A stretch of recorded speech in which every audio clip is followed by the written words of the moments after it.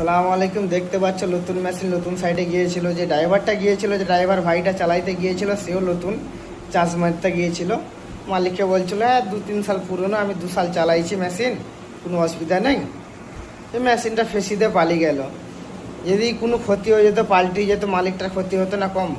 নতুন মেশিন কিন্তু কেউ কারোর মায়ের পেট দিয়ে শিখে আসেনি ভাই, শিখতে হয় বয়সকালে। বয়সকালে বলতে যে কাজ শিখা যখন বয়স হয়ে যাবে তখন শিখতে হবে।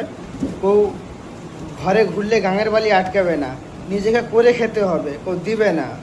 যাই হোক, এই যে তোমরা হেল্পার ভাইয়েরা চাষ মারতে গিয়ে যখন হাত সেট হয়ে যায়, এই যে একটা সাইডে বোকাচোদা সুপারভাইজারও থাকে।